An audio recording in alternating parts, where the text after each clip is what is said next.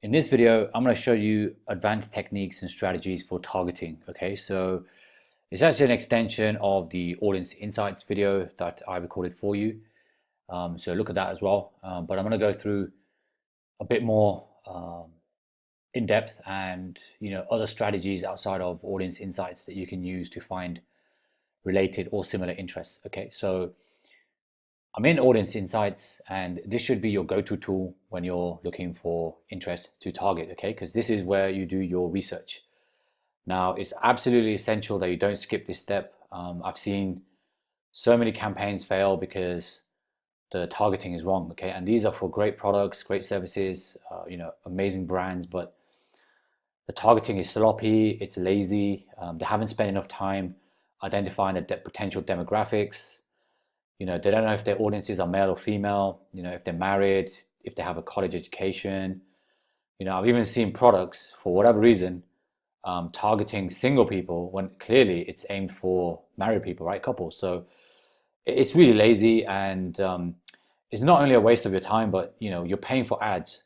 So ultimately, this is costing you money, right? And the tips in this video is going to help you avoid all these traps, okay? So let's start off by, looking for a broad interest. And the one that I use all the time on here is dogs, okay? Because I know it's like millions of people all over Facebook, okay? You can see it's like 60, 70 million just in the US. I believe it's like 400 million worldwide, okay, for the generic broad interest of dogs, okay? So if I wanted to target dogs, I'd start off broad, okay? And then I'd go to page likes and then see if there are similar types of categories that Facebook gives me, okay? So this is like a funnel, right? Exactly how a sales funnel works, but you want to narrow down, okay? So the next thing you want to do is look at the top categories that Facebook gives you, okay? So because it's broad, it's going to be all over the place, okay? It's not going to be, narrowed down to pets just yet. But that's fine, because I can show you how to find more interests similar to your target interest, okay? So let's say we want to target a service for dogs. Maybe it's dog grooming, dog cleaning, something like that, okay? Dog products. The first one I see of the dog's broad interest is I love my dog, okay? So let me just click back here. So what I want to do is I want to click on I love my dog, okay? Let's see what kind of interest it is and take it from there, okay? So you can see that it's got 5.5 million followers, which is huge. Has a bit of a story here. And like I said on the Audience Insights video, make sure you check the About Us page, okay? Make sure you click on the website, okay? So sometimes these pages will have a website. So look, this one does. So I'm gonna click on this page. I'm gonna have a look at this product page, this landing page, and see if it, if it's tied to the audience or the product or service that I'm selling, okay? And I just want to make sure that it's relevant, okay? So this looks like a blog, kind of dog blog with paid ads. I'm not sure if it's going to be 100% relevant for me because I want to sell a dog service, like a dog grooming service, something. So I want something a bit more targeted, okay? But that's fine. By all means, go through and check, okay? Don't assume that this is just going to be some kind of funny kind of dog meme page, okay? That's the first thing. The second thing is you want to make sure that the content is relevant and it's updated frequently, okay? If you are searching for interests that you want to target, don't target pages with a page post from like 2 years ago or 4 years ago, okay? That means that it's not active, okay? The admin isn't posting regular content. It might have 1 million followers or whatever, but it doesn't necessarily mean that those 1 million followers are going to be active, okay? So to reduce your chances of failure, I would always suggest that you find a page with recent content, okay? So this is a pin post. I would always ignore the pin post, move on to the next one. So this one has a page post from like 46 minutes ago, as you can see, and it's already got 78,000 views, okay?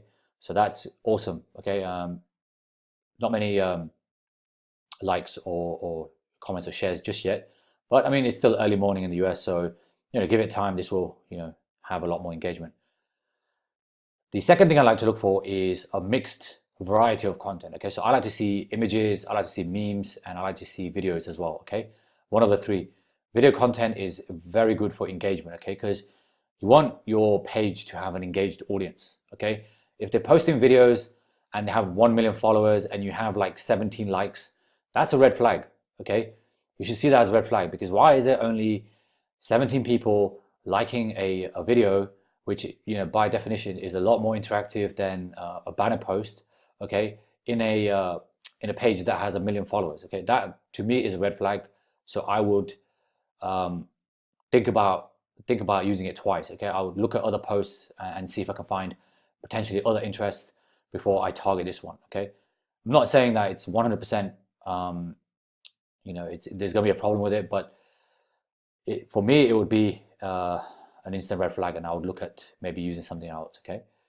And then look at the content, see if there's anything else in here that is getting a lot of engagement, okay? So for a 5.5 million page, I'd like to see a lot more interaction, okay?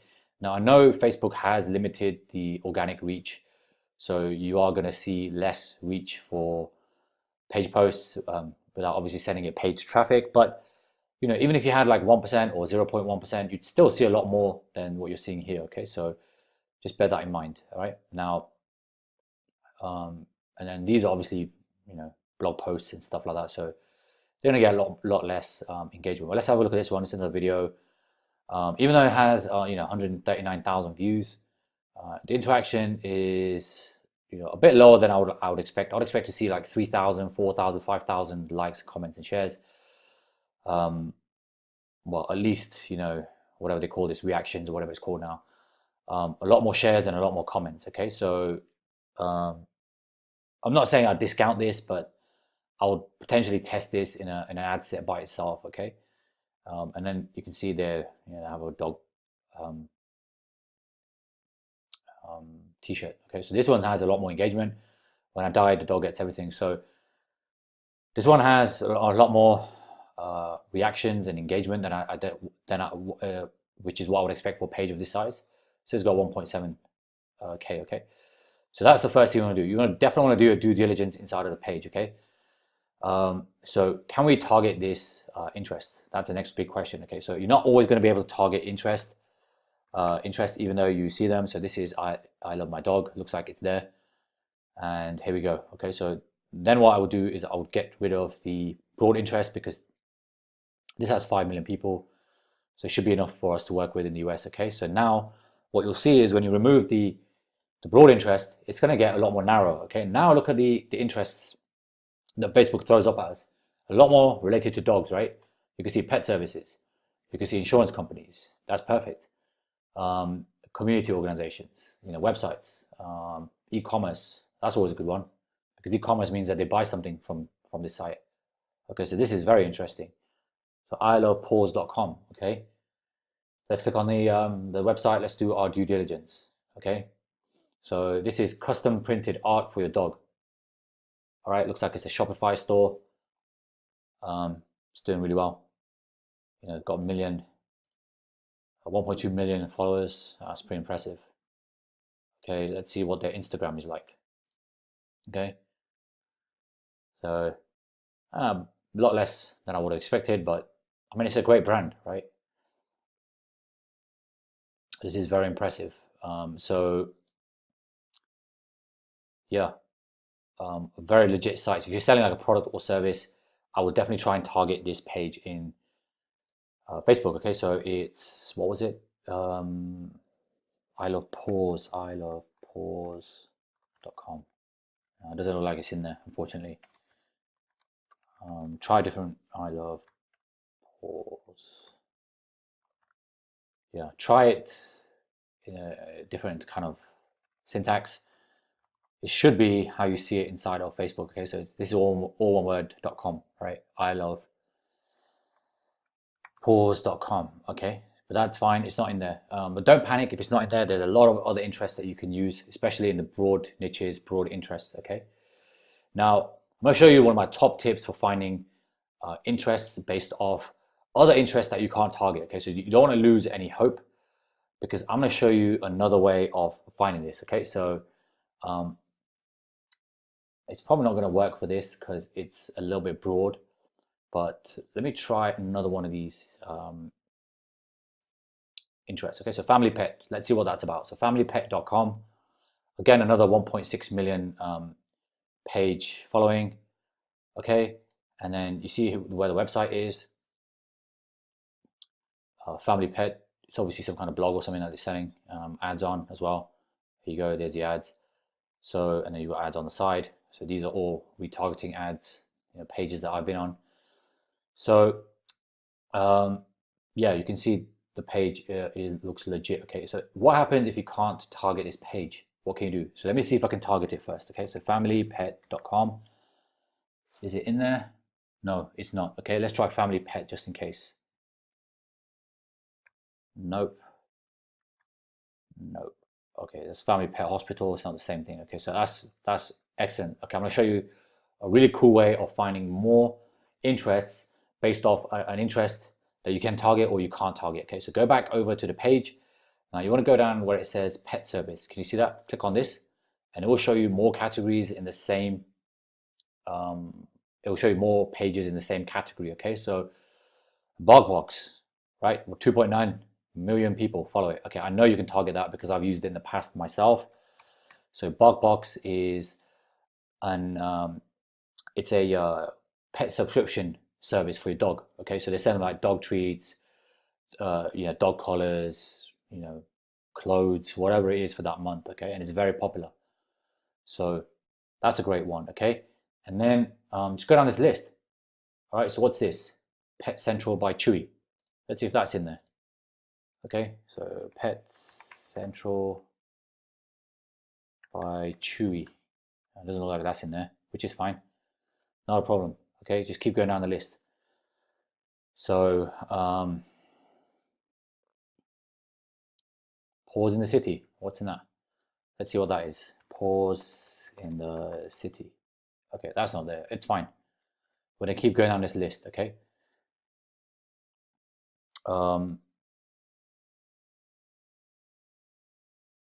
Planet Pause. Okay, that's like nutrition, so that might be in there. 2.4. So I'm looking at this one here. 2.4 million likes. Okay, so let's do Planet Pause. Okay, that's not in there. That's fine. What else? The Pet Concierge. That might be a good one. So let's see if that's in there. The Pet Concierge. Okay, that's fine. It's not in there. Just keep going. There's so many There's so many options in here. You're not going to run out of options. Okay, so a lot of choice in here. Okay, so try some kind of key points is look for the biggest interest. Okay, so I'll definitely use BarkBox, and that's in there. The this one, where is it? There was one that was quite big. So this one here, Pitbulls and what is it? Itty Pitties.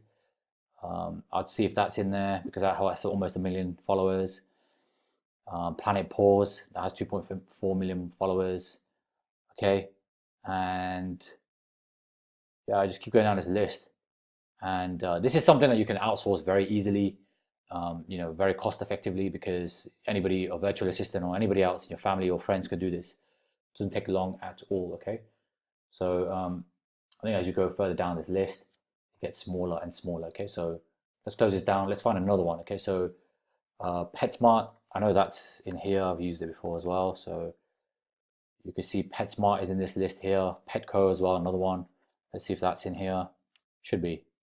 Okay, so now we're building a profile about very passionate dog lovers. Okay, so I like the pet supplies. Okay, because you wouldn't know what PetSmart or BarkBox is unless you had a dog, right? Like why would you like this page if you didn't have a dog? Okay, chances are they like these pages on Facebook and on Instagram because they like the content that these pages produce, but also they are dog owners, and also a lot of times what you'll find on Facebook at least is people will sign up and join the page because they want offers, special offers only available on that page. Okay, so that tells you, and when you see that these people are very, very passionate people. Okay, so let's go over to PetSmart and then do the same exercise as before. I love this. I love like stores and supermarkets because people that shop at these places are going to be likely to buy from you. Okay, so again, go to the subcategory pet supplies. Let's see what else it comes up with. Okay, so let's look at the first one, pet supplies plus. Might not be in there. Oh, okay, here we go, pet supplies plus. So that's something that wasn't suggested to us by Facebook, but we found it using some nifty strategies. Okay, and I mean, it is a smaller interest. It's only 215,000 followers, but the option is there for you to target. Okay, and just keep going through that list. Right,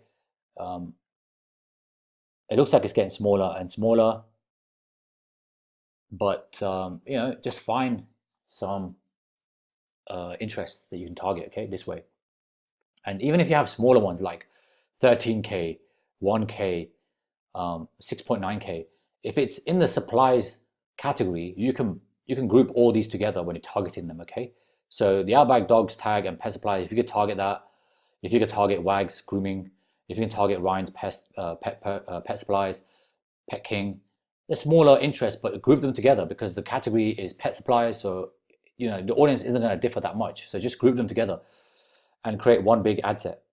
Okay, and yeah, just keep going through this. Okay, so that's definitely one of my top tips when it comes to interest targeting. Okay, the other things I would say when you're inside of audience insights is look at the demographics. Right, okay, so we have a few. I'm gonna get rid of I love my dog because it's too broad.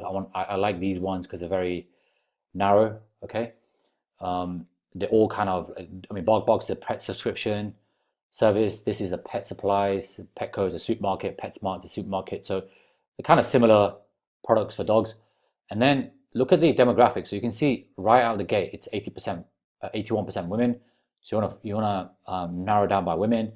And then I typically ignore this demographic, the 18 to 24s. Okay, they don't have much disposable income, so I would just start this at 25 plus. Okay, and see who the most engaged audience is. Okay, out of these brackets.